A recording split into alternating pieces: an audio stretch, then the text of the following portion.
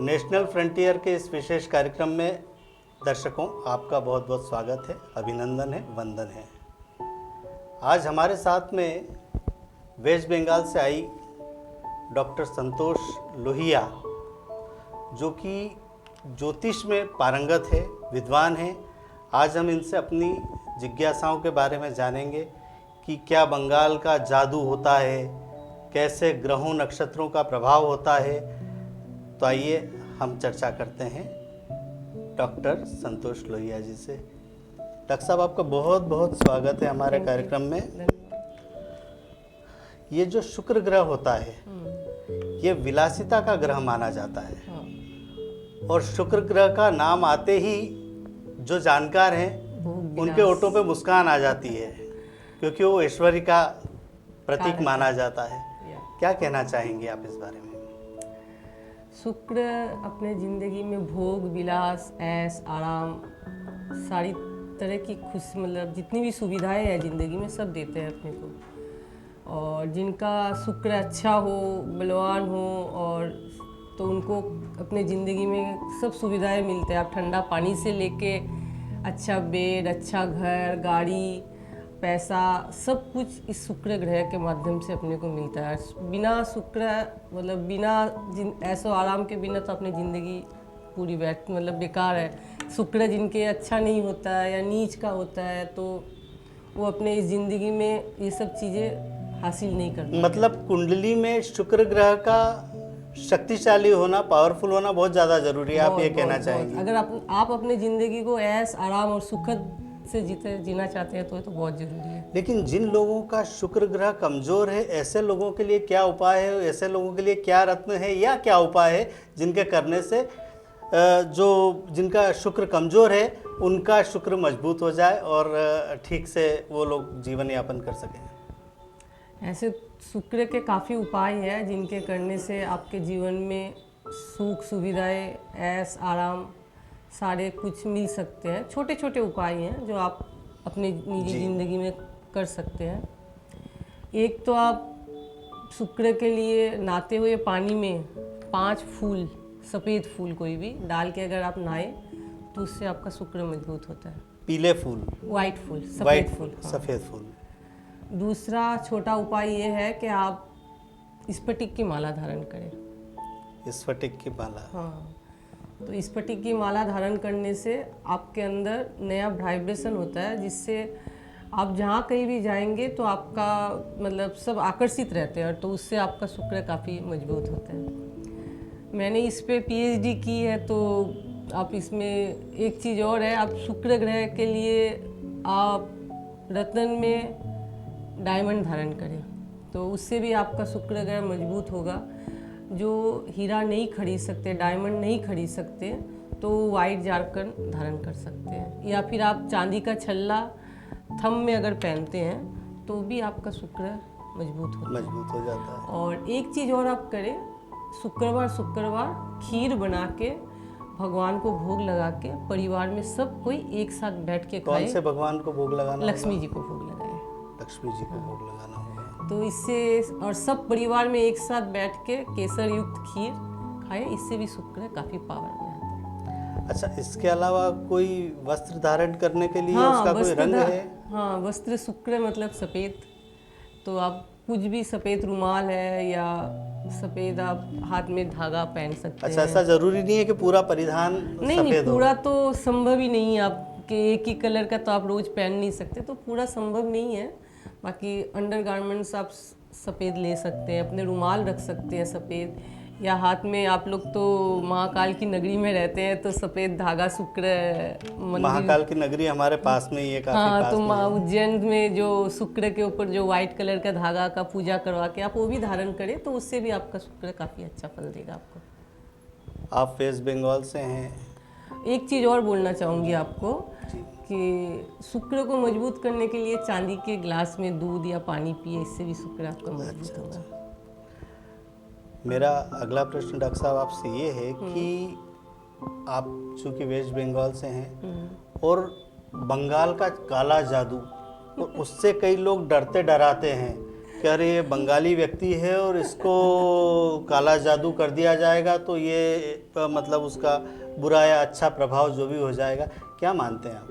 ऐसा कुछ नहीं है बंगाल में काला जादू। बंगाल है माँ काली का क्षेत्र और माँ की वहाँ पर असीम सब संतान के ऊपर असीम कृपा रहती है। काला जादू बोल के तो मेरे को नहीं लगता बंगाल में कुछ ऐसा है। और तो ऐसे तो आप सभी जगह में जाइए, राजस्थान में जाइए, कहीं भी जाइए, टोना टोटका जादू जिनको करना होता है सभी जगह में है।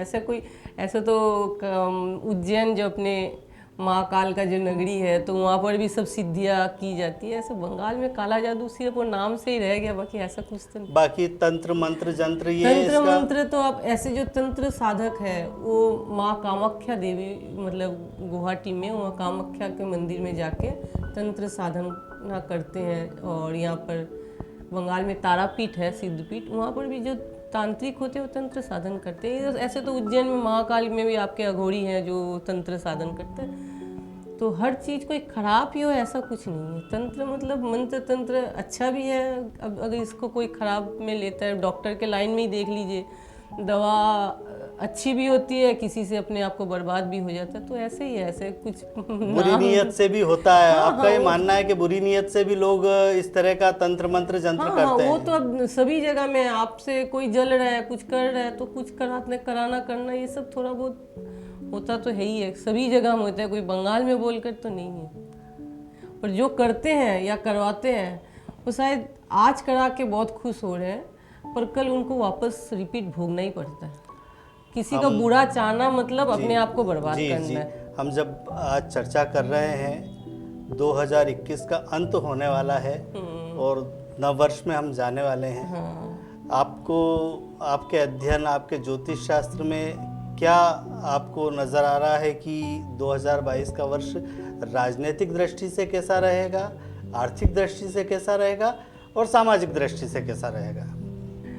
ये आपने अच्छा प्रश्न पूछा। 2022 यानी 2 2 और 2 सब मिलके 6 होता है और 6 जो है शुक्र का ही अंक है। तो शुक्र का अंक होने के कारण 2022 में काफ़ी सुख सुविधाएं जो है सबको काफ़ी अच्छे से मिल पाएगी। जो अभी ऐसे भी कोरोना काल बोल के सबको हर सुख सुविधाएं, हर चीज़ बाहर निकलना करना कुछ भी काफ़ी जगह में बंधन सा रह रहा है और सुख सुविधाएं अच्छी मिलेगी और पैसों का भी अच्छा आवागमन रहेगा।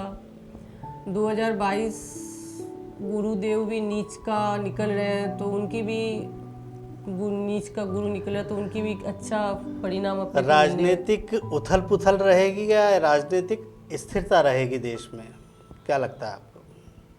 नहीं, राजनीतिक अप डाउन तो रहेगा पर इस 2022 में जो है मतलब स्त्री वर्ग का काम आपको कुछ ज़्यादा दिखेगा। उनके द्वारा कोई मतलब उनसे जो काम है वो कुछ मतलब ममता बनर्जी ज़्यादा पावरफुल नजर आएंगी ऐसा? हाँ, स्त्री वर्ग, क्योंकि शुक्र जो है स्त्री कारक ग्रह है। तो ये चीज़ आपको जो भी नेता अभिनेता जो भी है तो उनका काम या उनका नाम यश ख्याति ये सब कुछ आपको ज़्यादा देखने को मिलेगी। सामाजिक क्षेत्र में आप क्या समझती हैं कि जो जनजीवन है कैसा रहेगा, परिवार के लिए कैसा रहेगा? जनजीवन भी अच्छा रहेगा। सब 2 साल से पूरे बंधे हुए हैं, कहीं बाहर जा नहीं सक रहे हैं, कहीं घूम फिर नहीं सक रहे हैं। ज़िंदगी एक से बंद सी गई है कोरोना के कारण में, तो सबको थोड़ी आज़ादी भी मिलेगी। थोड़ा अपना जो 2 साल से कहीं जाना, अपना मनोरंजन सब नहीं कर पा रहे तो उसके हिसाब से मनोरंजन वाला साल रहेगा ये।